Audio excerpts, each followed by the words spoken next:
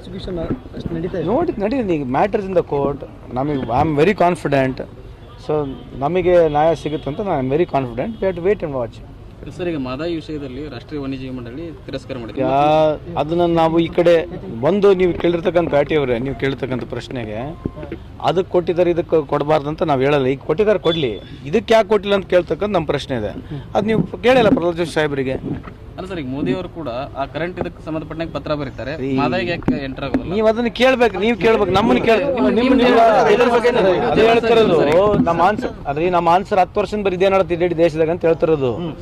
ಅವರು ಮಾದಾಯ ವಿಷಯದಲ್ಲಾಗಿರಲಿ, ಕಳಸಾ ಬಂಡಿ ವಿಷಯದಲ್ಲಾಗಿರಲಿ, ಅವ್ರದ್ದೇ ಸರ್ಕಾರಗಳಿದಾವಲ್ವಾ. ರಾಜ್ಯದಲ್ಲಿ ಅವ್ರದ್ದೇ ಸರ್ಕಾರ ಇತ್ತು, ಕೇಂದ್ರದಲ್ಲಿ ಅವ್ರದ್ದೇ ಸರ್ಕಾರ ಇತ್ತು.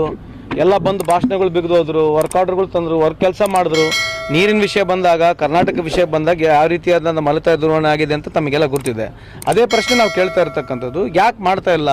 ಸೊ ಇದು ನೀವು ಸಾರ್ವಜನಿಕರ ಹತ್ರ ಒಯ್ಯಿರಿ, ಇಂಥ ಒಂದು ಕೆಲಸ ದಯಮಾಡಿ ಮೋದಿ ಸಾಹೇಬ್ರೆ ಬಿಡ್ರಿ. ಯಾವ ಇಶ್ಯೂ ಇರ್ತವೆ, ನಮ್ಮ ಕರ್ನಾಟಕದ ಇಶ್ಯೂ ಬಂದಾಗ ಯಾವತ್ತೂ ಕಳೆದ 10 ವರ್ಷದಿಂದ ಇದೇ ರೀತಿಯಾದಂಥ ದುರ್ವಣೆ ಆಗಿದೆ ಕೇಂದ್ರ ಸರ್ಕಾರದಿಂದ.